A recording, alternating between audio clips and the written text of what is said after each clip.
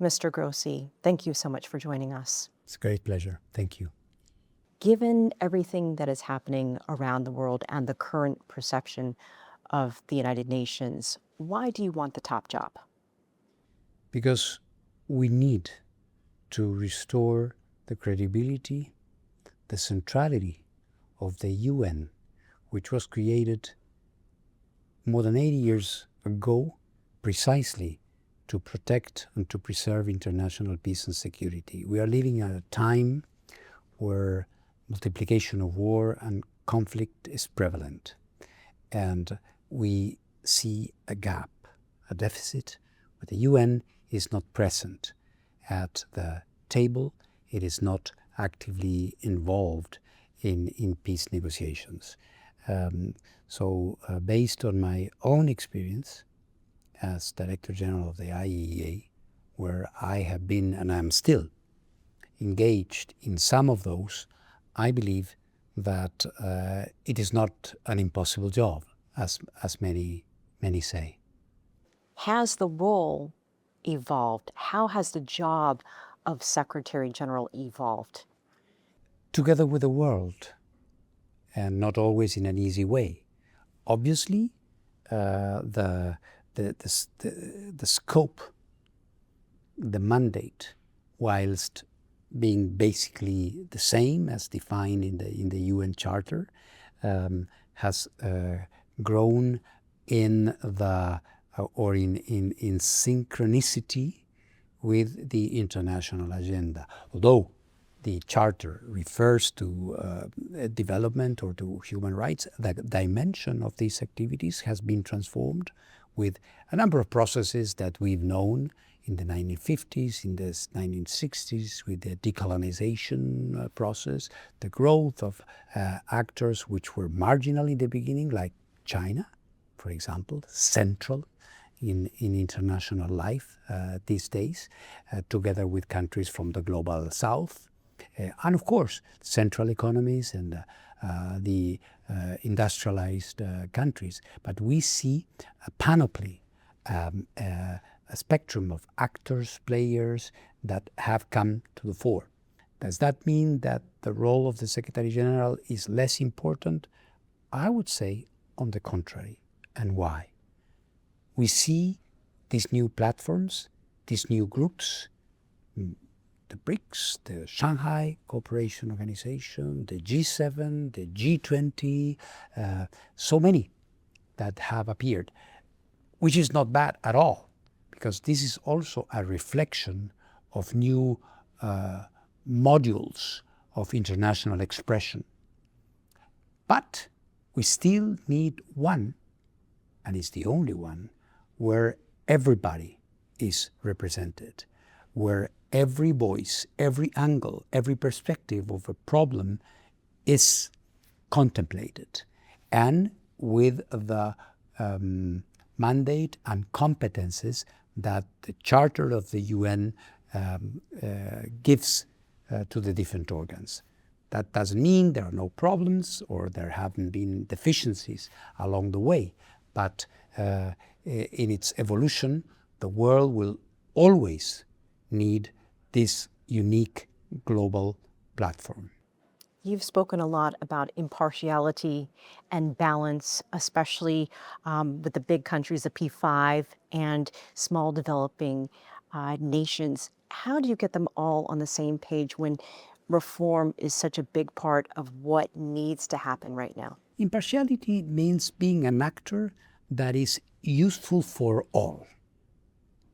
Means that you have an ingredient there in the equation which is showing the common good, or at least trying to do, according to the rules we all ascribe to, or all of us agreed to, and trying to move any given problem. It can be a war in Europe, like the Ukraine-Russian conflict. It can be the Middle East, or problems related to the financing for development, which is so important, and how to do it in collaboration with the World Bank Group and the International Monetary Fund and all the other institutions that we see. So it's an issue of articulation, which needs also guidance in order to work efficiently. One of the big conflicts that you've had a front row seat to is the one happening in the Middle East. And you've said that Iran was not days or weeks away from a nuclear weapon and that the threat was not imminent. So, what is your message right now to the US and Israel? I'm very happy to see that a ceasefire, albeit difficult, and as any ceasefire, sometimes patchy, has been agreed, and an opportunity is being given to diplomacy. I say this because I always felt, and I'm really convinced, that the lasting solution to this problem cannot be elsewhere than a diplomatic table. Why I say this? Because the complexity of the issues is such. We are talking about a very important country with a very vast industrial technological base, and with an issue or an activity that is dual use activity. Nuclear energy, nuclear power is a force for good, it's a force for medicine, for oncology, for food, for electricity, and all of these things. But it can also be used to develop weapons of mass destruction, in this case nuclear weapons. So this is why its usage has to be always in conformity with the legal commitments that countries have. And this is where the problem started, in a certain sense, because of some deficits, some activities that were going on without the IAEA being aware of those, erosion of confidence and trust, and the accumulation of problems and frustrations that unfortunately, because no one can be in favor of war, unfortunately led to this situation. Letting that aside, we have a problem that we need to solve through diplomatic means, and we do have it in the negotiating process that is ongoing, and with an institution like the IEA that will be able to verify, to inspect, to monitor that everything is in order at long last. So, what is your assessment right now of Iran's current nuclear capabilities? Well, of course, with the 12-day war in 2025 and this new episode that started on February 28 until the recent ceasefire, it's undeniable that the nuclear infrastructure in country has been badly damaged. That doesn't mean that everything has been destroyed, but it has been damaged.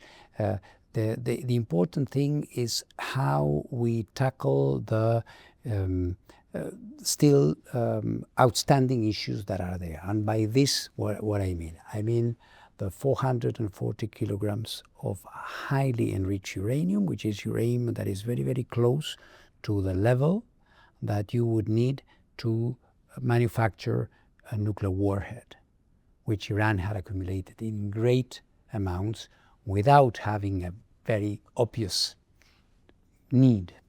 And that, of course, created a concern and anxiety in many parts of the world, and also some activities that were not being taken care of. So I say there is this material, there is these nuclear facilities and capabilities that they have that need to be inspected. So there is an array of things that are there, but that can be channeled in a peaceful way under a very robust monitoring and verification regime through the IAEA. The United States has proposed that Iran's existing stockpile of enriched uranium be transferred out, and that could include potentially coming back to the United States. So, from your perspective, from the IAEA perspective, how common is that an arrangement like that, and what are some of the challenges to implementing something like that? Well, there are a number. I mean, it's not totally uncommon in the context of a previous agreement that the audience may remember. So it was called the JCPOA. It was an agreement signed in 2015 between Iran and the 5 members of the permanent members of the Security Council plus Germany. So there was an agreement that was discontinued. So as part of that, there was some shipping out of nuclear material. So that can be done technically. The issue here is that this comes not as a result of an agreement, but as a result of a war. So there has to be an agreement between the belligerent that this is the way to deal with it. It may be in this way. It may be through down blending of this material so as to make it less close to direct military use, which would be possible, or there are combinations of both. This is part of what is being discussed in these negotiations. You've called China a good friend of the IAEA. Yes. China, nuclearly speaking, is a country that is moving very, very fast. It has become the second largest commercial nuclear producer with a number of reactors that is very, very high, building more. In this sense, the work and the collaboration with China is indispensable. In new technologies, China is exporting nuclear technology, so it's very natural that the IAEA must be very close to China, must work constructively with China. I was recently visiting again. I've been 3 times in China in the past few months, and this is a reflection of this dynamism that the nuclear sector in the country is showing. Mr. Grossi, thank you so much for joining us. Thank you. It's been a pleasure. Thank you very much.